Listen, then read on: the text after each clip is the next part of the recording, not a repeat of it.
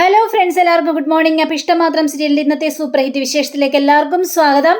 അങ്ങനെ ആദ്യം കൊണ്ട് നമ്മുടെ മഹേഷ് വന്നിരിക്കുകയാണ്. അപ്പോൾ ഇഷിതയ്ക്കാണെങ്കിൽ അവളെ കണ്ടു കഴിഞ്ഞപ്പോഴേക്കും ഭയങ്കര ആശ്വാസം, മോളെ ആതിര എന്ന് പറഞ്ഞുകൊണ്ട് വിളിക്കുകയാണ്. അപ്പോൾ എല്ലാവരും ചോദിക്കുകയാണ്, ഇതാണോ ആതിര എന്ന് ചോദിച്ചപ്പോഴേക്കും അതെ, ഇത് തന്നെയാണ് ആതിര എന്ന് പറയുക. അപ്പോൾ ആതിരയെ കണ്ടെത്താൻ വേണ്ടിയാണല്ലോ ഇവിടെ ഇത്രയും നാൾ കഷ്ടപ്പെട്ട് ഓടിക്കൊണ്ടിരുന്നത്. വിനോദിൻ്റെ ആ ഒരു സാക്ഷി പറയാനായിട്ട് ആതിരയെ കൊണ്ട് മാത്രമേ കഴിയുള്ളൂ. വിനോദ് ഇതിൽ നിരപരാധിയാണെന്ന് തെളിയിക്കാൻ ആതിരയെ കൊണ്ട് മാത്രമേ സാധിക്കുള്ളൂ എന്ന് ഇവർക്കറിയാം. അപ്പോൾ എന്താണ് യഥാർത്ഥത്തിൽ സംഭവിച്ചെന്നൊക്കെ ഇങ്ങനെ ചോദിക്കണം. അപ്പോൾ ആതിരയാണെങ്കിൽ ഇങ്ങനെ കരഞ്ഞുകൊണ്ട് ഇങ്ങനെ പറയാണ്, ഞാൻ ഏതായാലും വിനോദേട്ടനെതിരെ സാക്ഷി പറയണമെന്നൊക്കെ വിചാരിച്ചുകൊണ്ടാണ് ഞാൻ മഹേഷ് സാറിനെ വിളിച്ചത്. പക്ഷേ മഹേഷ് സാറ് വരുമെന്നൊക്കെ ഞാൻ പ്രതീക്ഷിച്ചിരുന്നു. പക്ഷേ ആ സമയമായിട്ടും മഹേഷ് സാറിനെ കണ്ടില്ല. പിന്നെ എല്ലാവരും എന്നെ തേടി പിടിക്കുകയായിരുന്നു. അവരെല്ലാവരും എന്നെ പിടിച്ചുകൊണ്ട് പോയി. ഇതിനെല്ലാത്തിനും പിന്നിൽ എൻ്റെ രണ്ടാനച്ഛനായിരുന്നു മാഡം എന്നൊക്കെ ഇഷിതയോട് പറയാം. ഇതൊക്കെ കേട്ട് കഴിഞ്ഞപ്പോഴേക്കും ഇഷിതയ്ക്ക് വിശ്വസിക്കാൻ പോലും പറ്റാത്തൊരവസ്ഥ. ഇഷിത ഭയങ്കരമായിട്ട് ഇങ്ങനെ എന്നെ സങ്കടപ്പെടുകയാണ്. മോളെ എന്നിട്ട് എന്തുണ്ടായെന്നൊക്കെ ചോദിച്ചപ്പോഴേക്കും അതെ, എൻ്റെ രണ്ടാനച്ഛൻ അതേ പിടിച്ചുകൊണ്ട് പോയി അവരുടെ കയ്യിലേക്ക് കൊടുത്തു.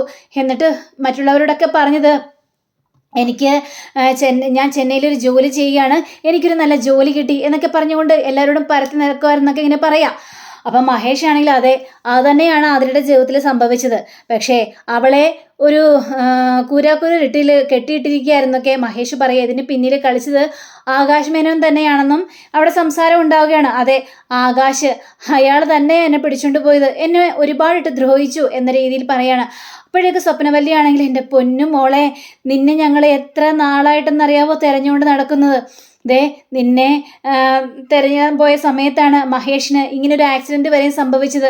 പിന്നെ നിന്നെക്കുറിച്ചുള്ള യാതൊരു വിവരവും കിട്ടിയില്ല. എൻ്റെ മോൻ പെട്ടുപോയൊരവസ്ഥയിലായിരുന്നു. ഇപ്പം എൻ്റെ മോനെ രക്ഷിക്കാനായിട്ട് നിനക്ക് മാത്രമേ കഴിയുള്ളൂ മോളെ എന്നൊക്കെ സ്വപ്നവല്ലി പറയുക. അപ്പം ഉറപ്പായിട്ടും ഞാൻ കോടതിയുടെ മുൻപായി വന്ന് സാക്ഷി പറയും. എന്നെ സഹായിച്ചവരെ ആരെയും ഞാൻ വെറുതെ വിടില്ല, അവരെ നിരാശപ്പെടുത്തുകയില്ല. അവരെ രക്ഷിക്കാൻ വേണ്ടി തന്നെയാണ് ഇനി എൻ്റെ പുറപ്പാട്. പക്ഷേ എനിക്ക് സേഫായ ഒരു ഇടം വേണം സാർ, അല്ലെങ്കിൽ അവരെന്നെ കൊന്നുകളയും. നാളെ ഞാൻ ജീവനോടെ ഇരിക്കുമെന്ന് പോലും പറയാനായിട്ട് പറ്റില്ല. അപ്പോഴേക്കും ആതിര, നിന്നെ അങ്ങനെ വിട്ടു കളയാൻ വേണ്ടിയല്ലല്ലോ ഞങ്ങളിങ്ങോട്ട് കൊണ്ടുവന്നത്. ഉറപ്പായിട്ടും നിനക്ക് എല്ലാ സൗകര്യങ്ങളും ഞങ്ങൾ ഒപ്പിച്ചു തരും. അങ്ങനെ ആതിരയെ അകത്തേക്ക് കൊണ്ടുപോകാനായിട്ട് നമ്മുടെ ഇഷിതയോട് പറയാം മഹേഷ്. അങ്ങനെ ഇഷിത ആതിരയും കൊണ്ട് അകത്തേക്ക് പോവാണ്. അപ്പോൾ സ്വപ്നവല്ലിയാണെങ്കിൽ മഹേഷിനോട് കാര്യങ്ങളെല്ലാം ചോദിക്കണം. മോനെ ഇനി എന്ത് ചെയ്യാനാണ് പുറപ്പാടെന്ന് ചോദിച്ചപ്പോഴേക്കും ഉറപ്പായിട്ടും പെട്ടെന്ന് തന്നെ കോടതിയിലേക്ക് ഹാജരാക്കണം. കാര്യങ്ങളൊക്കെ ആതിര തന്നെ അവരോട് പറയട്ടെ, എന്താ നടന്നത്, എങ്ങനെയാ സംഭവിച്ചത് എന്നൊക്കെ ആതിര തന്നെ പറയട്ടെ.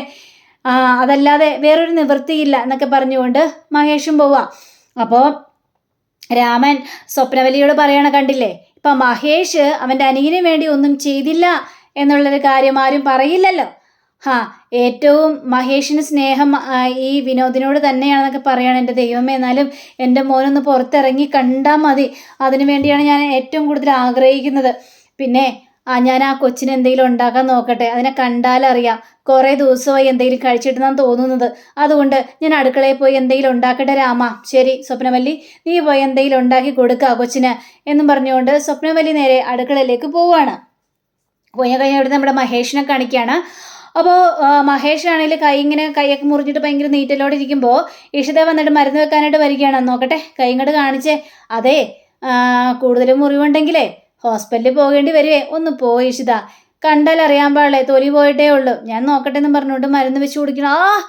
എന്തൊരു നീറ്റലേ ഇത്, ഇങ്ങനെയാണോ മരുന്ന് വെക്കുന്നത്, വേദനിപ്പിച്ചിട്ടാണോ എന്നൊക്കെ ചോദിക്കുമ്പോൾ മരുന്ന് വെക്കുമ്പോൾ പിന്നെ വേദന ഉണ്ടാവില്ലേ, എന്നാലും സാരമില്ല മഹേഷേ, മഹേഷിനെ വേദനിപ്പിക്കാതെ ഞാൻ ഈ മരുന്നൊന്ന് വെക്കാൻ പറ്റുമെന്ന് നോക്കട്ടേന്നേ എന്നും പറഞ്ഞ് നമ്മുടെ ഇഷിത കുറച്ച് ഓൽമേൻ്റെ എടുത്തിട്ട് ഒരു പഞ്ഞിൽ തൂത്ത് ആ മുറിവിൽ ഇങ്ങനെ വെക്കാൻ ശ്രമിക്കുമ്പോഴപ്പോഴും വേദനയുണ്ട്. അയ്യോ വേദനിക്കുന്നു മഹേഷ് എന്ന് പറഞ്ഞ് മഹേഷിൻ്റെ കയ്യിൽ ഇങ്ങനെ ഊതി കൊടുക്കുകയാണ് നമ്മുടെ ഇഷിത. അപ്പോൾ ഇഷിതയുടെ ആ ഒരു സ്നേഹം കണ്ടു കഴിഞ്ഞപ്പോഴേക്കും മഹേഷ് ഇഷിതയെ തന്നെ ഇങ്ങനെ നോക്കി നിൽക്കുക. ഇഷിതയും ഇടയ്ക്കിടയ്ക്ക് നമ്മുടെ മഹേഷിനെ നോക്കുന്നുണ്ട്. ഏതായാലും നല്ലൊരു മുറിവ് തന്നെയാണ് പറ്റിയിരിക്കുന്നത്, സെപ്റ്റിക് ആവാതെ നോക്കണം എന്നും പറഞ്ഞുകൊണ്ട് മുറിവെല്ലാം വെച്ച് കെട്ടുകയാണ് ഇഷിത. സ്നേഹം എന്താണെന്നും പ്രണയം എന്താണെന്നും താൻ എൻ്റെ ജീവിതത്തിലേക്ക് വന്നപ്പോഴാണ് ഞാൻ തിരിച്ചറിയുന്നത്. അതുവരെ എനിക്കിതിനെക്കുറിച്ച് യാതൊരു അറിവുണ്ടായിരുന്നില്ല. കാരണം എനിക്കെപ്പോഴും എൻ്റെ ജീവിതത്തിൽ ദുരന്തങ്ങളും സങ്കടങ്ങളും മാത്രമേ ഉണ്ടായിരുന്നുള്ളൂ. എപ്പോഴും സങ്കടപ്പെട്ട കാഴ്ചകളാണ്. എനിക്കറിയാം മഹേഷേ, രചന മഹേഷിനെ ഇട്ടിട്ട് വേറൊരുത്തൻ്റെ ഒപ്പം പോയപ്പോൾ ആ മനസ്സ് എത്രമാത്രം വേദനിച്ചിട്ടുണ്ടാവുമെന്ന് എനിക്ക് മനസ്സിലാക്കാവുന്ന കാര്യമേ ഉള്ളൂ. അതെ, താനാ പറഞ്ഞ സത്യം തന്നെയാ. പക്ഷെ താൻ എൻ്റെ ജീവിതത്തിലേക്ക് വന്നപ്പോഴേ ഞാനതെല്ലാം മറന്നു ഇഷിത. നമ്മൾ രണ്ടുപേരും പണ്ടൊക്കെ ഇടയ്ക്കിടയ്ക്ക് തല്ലുകൂടിയിട്ടൊക്കെ ഉണ്ട്. ഇത് കേട്ട് കഴിഞ്ഞപ്പോഴേക്കും ആ തല്ലുകൂടലേ ഒരു പ്രണയത്തിന്റെ പ്രതീകമായിരുന്നു മഹേഷേ. ഇപ്പൊ കണ്ടില്ലേ, നമ്മൾ തല്ലുകൂടാറുണ്ടല്ലോ. പക്ഷേ അതിനേക്കാളുപരിയായിട്ട് നമ്മൾ സ്നേഹിക്കാറുമുണ്ട്. എന്താ അത് കറക്റ്റ് അല്ലേ എന്ന് ചോദിച്ചപ്പോഴേക്കും താൻ പറഞ്ഞത് വളരെയേറെ കറക്റ്റാ. എൻ്റെ ചിപ്പിമോൾക്കും എനിക്കും കിട്ടിയ ഏറ്റവും വലിയ ഭാഗ്യമാണ് താൻ വന്നതിൽ പിന്നെയാണ് ഞാൻ എല്ലാം അറിഞ്ഞു തുടങ്ങിയത്. മനസ്സമാധാനം എന്താണെന്ന് അറിഞ്ഞു തുടങ്ങിയതൊക്കെ ഞാൻ താൻ വന്നതിൽ പിന്നെയാണെന്നൊക്കെ ഇഷ്ടയുടെ മുഖത്തൊക്കെ പറയണം. ഇഷ്ടയ്ക്ക് അതൊക്കെ കേട്ട് കഴിഞ്ഞപ്പോഴേക്കൊക്കെ സന്തോഷം തോന്നുകയാണ്. ഏതായാലും മഹേഷേ, ആതിരയെ കിട്ടി. ഇനി എനിക്കെൻ്റെ അനിയത്തിയുടെ സന്തോഷം കാണാലോ എന്നൊക്കെ പറഞ്ഞപ്പോഴേക്കും എടോ, അതേപോലെ തന്നെ എൻ്റെ അനിയൻ്റെ സന്തോഷവും എനിക്ക് കാണാം. ഇവർ രണ്ടുപേരും ഒന്നിക്കണമെന്നാണല്ലോ നമ്മുടെ ഏറ്റവും വലിയ ആഗ്രഹം തോന്നിയത്. അതേപോലെ തന്നെ സംഭവിക്കുമെന്നും മഹേഷും പറയുകയാണ്. ഏതായാലും ആതിര കോടതിയിൽ വെച്ച് സാക്ഷികളെല്ലാം പറഞ്ഞു കഴിഞ്ഞിട്ടുണ്ടെങ്കിൽ പിന്നെ നമുക്കൊന്നും പേടിക്കണ്ട. പക്ഷേ എത്ര പെട്ടെന്നൊന്നും വിനോദിനെ പറഞ്ഞയക്കാനൊന്നും പോകുന്നില്ല. അതിന് അന്വേഷണങ്ങൾ വരും, ഇതിൻ്റെ പിന്നിൽ കുറേ കേസുകൾ രജിസ്റ്റർ ചെയ്യും. അങ്ങനെയൊക്കെ കുറേ കാര്യങ്ങളെല്ലാം നടന്നാൽ മാത്രമേ വിനോദ് പുറത്തേക്ക് ഇറങ്ങാനായിട്ട് സാധിക്കുള്ളൂ. അതായാലും ആതിര നമ്മളുടെ കൺമുന്നിൽ എത്തിയല്ലോ.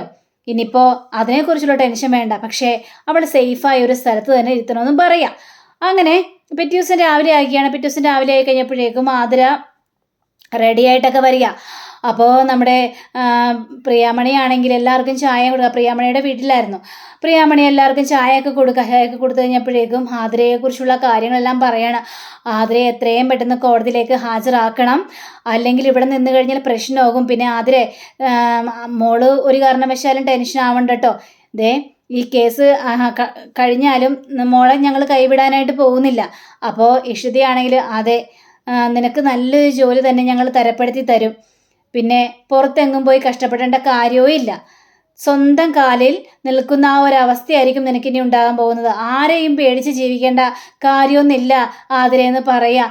അപ്പോൾ ആതിര ആണെങ്കിൽ മേഡത്തിനോട് എത്ര നന്ദി പറഞ്ഞാലും മതിയാവില്ല മേഡം ഒരിക്കൽ എൻ്റെ ജീവൻ രക്ഷിച്ചിട്ടുണ്ട്. അതേപോലെ ഇപ്പതേ സാറും എൻ്റെ ജീവൻ രക്ഷിച്ചിരിക്കുകയാണ്. നിങ്ങൾക്ക് വേണ്ടി എന്ത് ചെയ്താലും അതൊന്നും മതിയാവില്ല എന്നൊക്കെ പറയാം. നന്ദിയുടെ ആവശ്യമൊന്നുമില്ല. പക്ഷേ നിന്നെ കിട്ടിയതാണ് ഞങ്ങളുടെ ഏറ്റവും വലിയ ഭാഗ്യം. അല്ലെങ്കിൽ ഞങ്ങളുടെ വിനോദേ ആ ജയിലഴിക്കുള്ളിൽ തന്നെ കിടക്കേണ്ടി വന്നാനേരും എന്നൊക്കെ പറയാം. അപ്പോൾ സുചിത്രയാണെങ്കിൽ അതെ ആതിര, നിന്നോട് എത്ര കടപ്പെട്ടാലും മതിയാവില്ല ആതിര. എൻ്റെ ജീവനും ജീവിതവുമാണ് നീ രക്ഷിച്ചിരിക്കുന്നത്. നീ എന്നെ കണ്ടെത്താൻ കഴിഞ്ഞില്ലായിരുന്നെങ്കിൽ എൻ്റെ വിനോദ് ആ ജയിലിൻ്റെ ഉള്ളിൽ തന്നെ കിടന്നാനായിരുന്നു എന്നും ഇങ്ങനെ നമ്മുടെ സുചിത്രയും പറയാണ്. അതേ പുറത്ത് ബാക്കിയുള്ളവരൊക്കെ വന്നിട്ടുണ്ട് കേട്ടോ. നമുക്ക് ഏതായാലും എത്രയും പെട്ടെന്ന് അങ്ങോട്ട് ചെല്ലണം. വക്കീലും കാര്യങ്ങളൊക്കെ റെഡിയാണെന്നൊക്കെ മഹേഷ് പറയാണ്. പിന്നെ ആതിര സൂക്ഷിക്കണം കേട്ടോ. തൽക്കാലം നിന്നെ ഒരു ലേഡീസ് ഹോസ്റ്റലിൽ ഞങ്ങളാക്കാം എന്ന് പറഞ്ഞു കഴിഞ്ഞപ്പോഴേക്കും ആതിരയ്ക്ക് ഭയങ്കര സന്തോഷം തോന്നിക്കണം. അതെ, അത് മതി സാറേ, എന്നെ ഏതെങ്കിലും ഒരു ഹോസ്റ്റലിൽ ചേർത്താൽ മതി. ഞാൻ അവിടെ സുരക്ഷിതമായിരിക്കും എന്നൊക്കെ പറയുകയാണ് ആതിര.